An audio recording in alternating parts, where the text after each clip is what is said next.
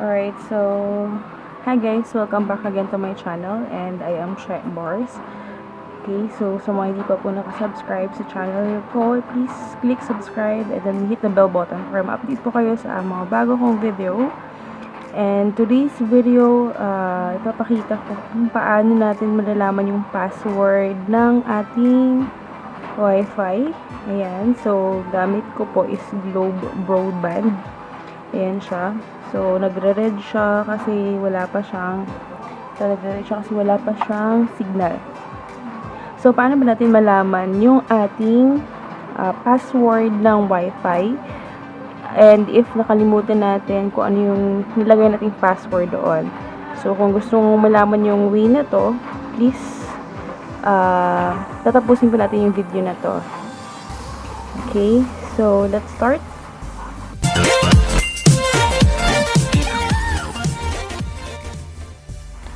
So, I am using guys, yung ating Globe Broadband. Kaya ayan siya.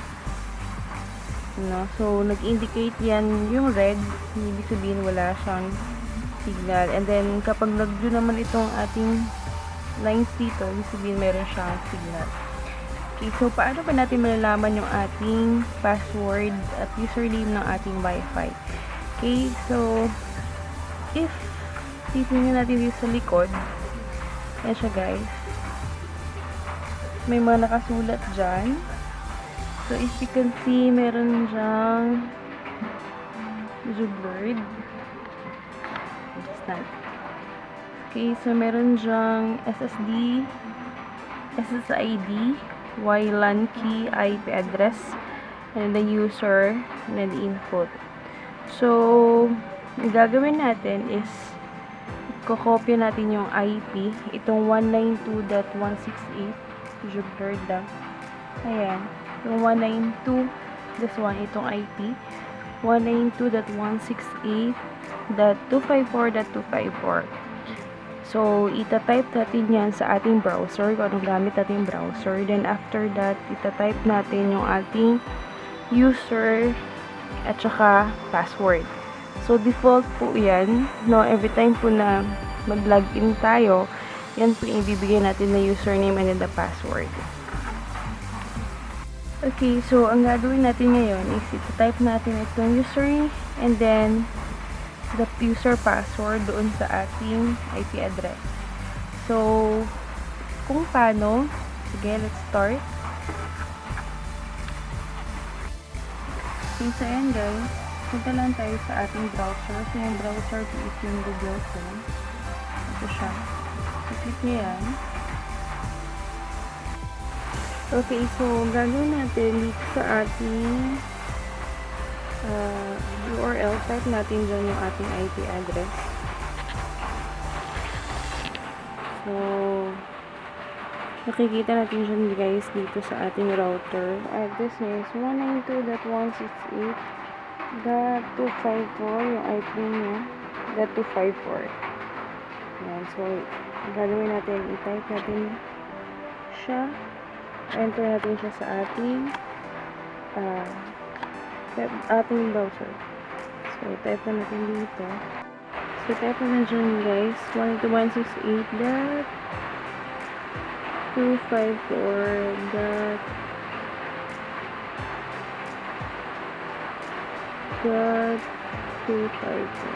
Then, enter lang. So, ida-direct niya kayo sa page ni product.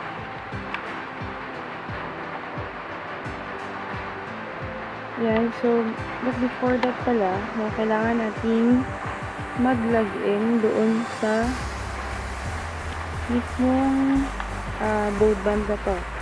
Itong broadband ito. No? So, yung broadband na yan is ang pangalan niya is Makahili.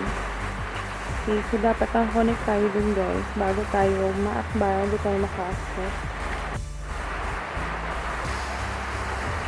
Okay, so ayan guys, so dapat dun tayo naka-connect sa broadband na to. So, after that, pwede natin ma-check kung ano yung password ng Wi-Fi na to if nakalimutan natin or gusto natin mag-connect sa load lang ito. Yan, so nakakonect na tayo kay makahilig. Then, balik tayo doon sa ating browser. So, again, type ko lang 192 yung gateway ng ating modem. Okay.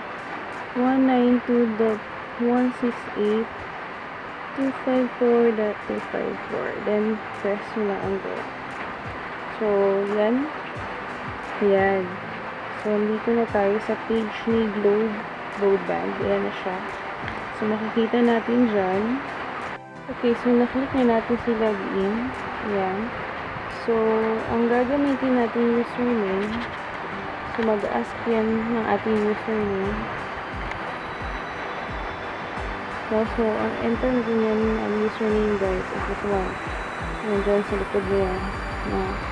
Yung user niya is the user, and then yung password is, ayan siya, yung at, and then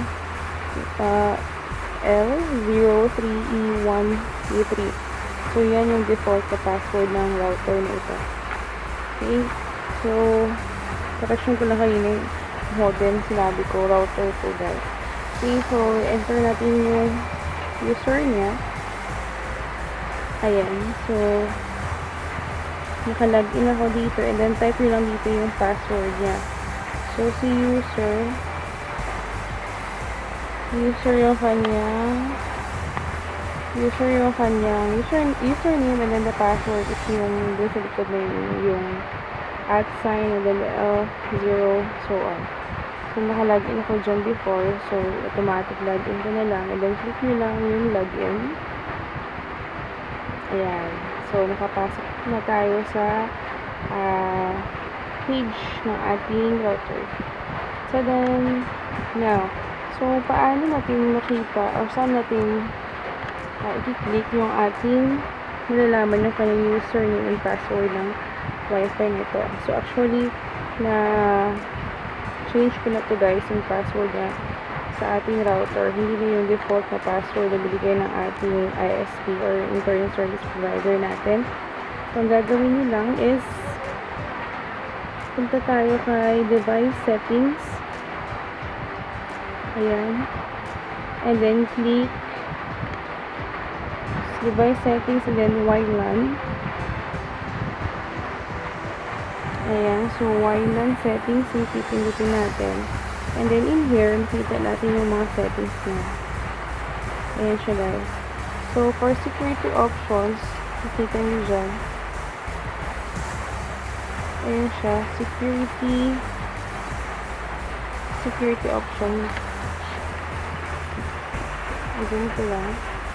Ayan. So, security options. Nandyan yung ating WPA2. So, yung password dyan, yung username, yung password dyan na makikita nyo, guys. This one. Ito siya. It's checkbar05. So, yan yung password ng ating Wi-Fi. Okay. So, to change that, say for example, papalitan natin siya para mas madali natin matandaan. Check bars lang. And then, click nyo lang yung save. Kailangan natin siyang habaan. So, check bars 0505. Dagdagan na natin yung 0505. Ayan, then click nyo lang save.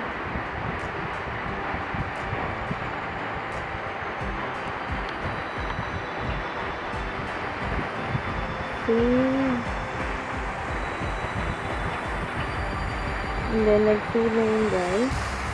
So, ang gagawin natin, if mag-login na tayo dito kay konek, so mag-login tayo doon, or doon tayo kay makahilig na Wi-Fi, mag-login, or mag-connect. Kasi nag-change password tayo, guys. So, doon tayo mag-connect mismo sa router na to. Yan. So, makahilig, click nyo lang. So, mag-ask nyo for new password. Click nyo lang itong bilog na to.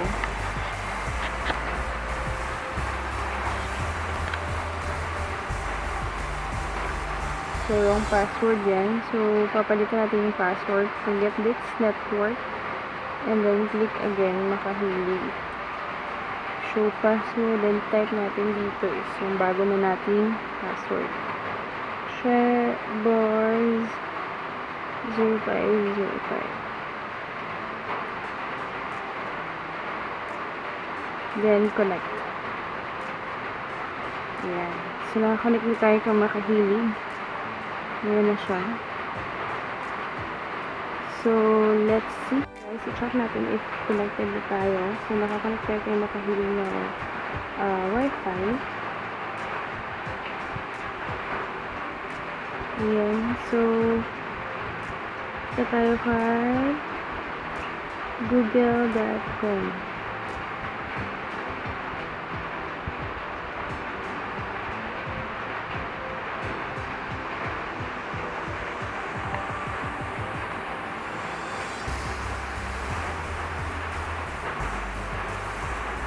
Ayan si Google. Okay.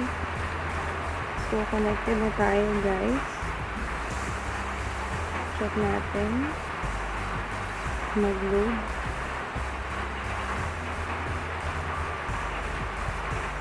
Ayan. So, connected na tayo, mga kaibigan. So, ganun na po mag-change ng ating password. Punta lang po kayo sa likod ng ating router. And doon natin makikita and we can access that yung ating user and the password. Para if makalimutan nyo po yung password ng wifi nyo, doon po natin i-check yung ating password. So again po sa mga hindi ko po nakasubscribe sa channel, please click subscribe button and hit the bell button para update kayo sa mga bagong videos na i-upload ko. Again, salamat and sayonara!